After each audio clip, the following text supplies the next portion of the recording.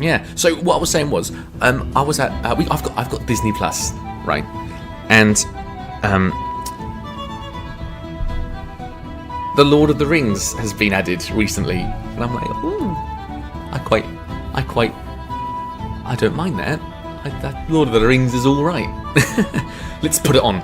I'm reading The Hobbit to BabyBim, and we're almost finished chapter 1. It's been like 2 weeks, and I put it on, and I was like, and BabyBim was there. And I was like, oh look, do you want to watch? Do you want to watch Lord of the Rings? Hey. And I've always thought, like, what age should you introduce it to them? Because you want the first time that they see certain things for them to be able to at least partially comprehend what's going on.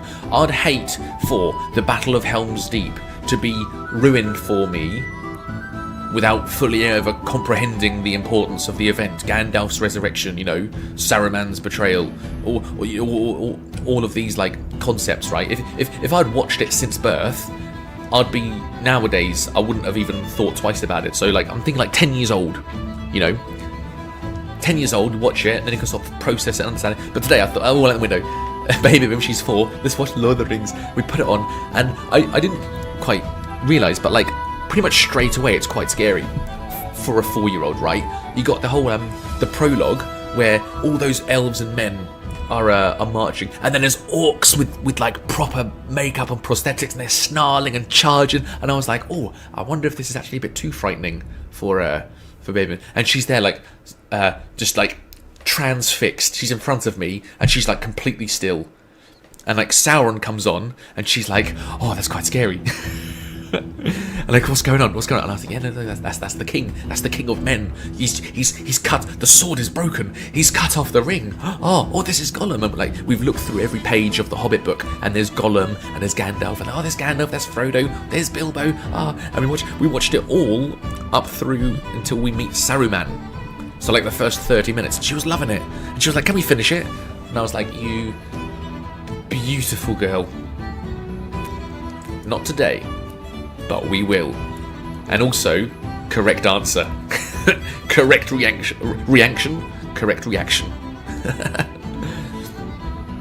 She dressed up as a hobbit for one of the medieval festivals. Have I got a photo for you? I reckon I've got a photo for you. One of the last medieval festivals we went to. Yeah, here we go. I'm not sure if you can quite see it. Is this the best one?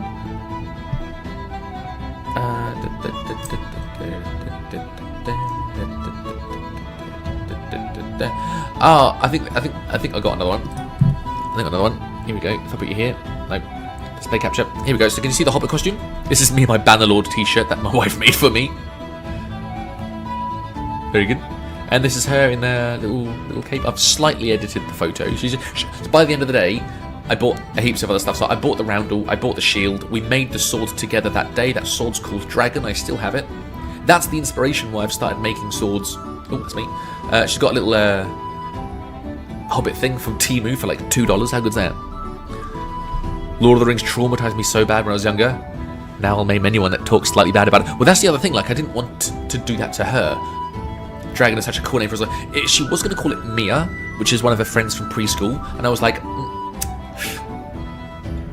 this is actually more important than you think. Let's think again. But there's another Hobbit costume, I think. Is this the better one? Yeah, here we go. Again, I've slightly edited the photo. So she's in like a shirt. She's in as a skirt, waistcoat. I bought this bit of fabric, and I made a hood. I folded it in a certain way. In little Crocs, yeah. Yeah. And she was so happy. I had the best time there.